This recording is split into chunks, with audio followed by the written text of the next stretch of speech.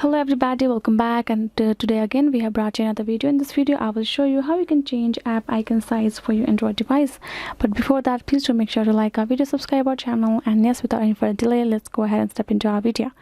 So for example, we have our icon size like this. So if you want to make it bigger or smaller according to our preferences, what we're going to do, simply go ahead, settings option, scroll down, find this option called display. And now if you scroll down, you will be able to find this option called this display size and text. Tap on that option, and now you can see the preview of our display size, right? So if I make this bigger, the font size gonna get bolder. If I tap on the display size, the app size gonna get bigger. So let's make it big. Let's go back and check. The apps sizes are bigger than before. Let's go back to our settings, to our display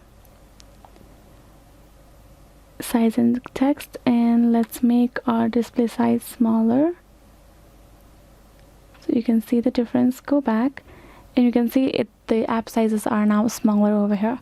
So yes guys, this is how you can simply change app icon sizes in your Android mobile phone. I hope this video was helpful. Thank you so much for watching, and yes, I'll be seeing you guys in our next video.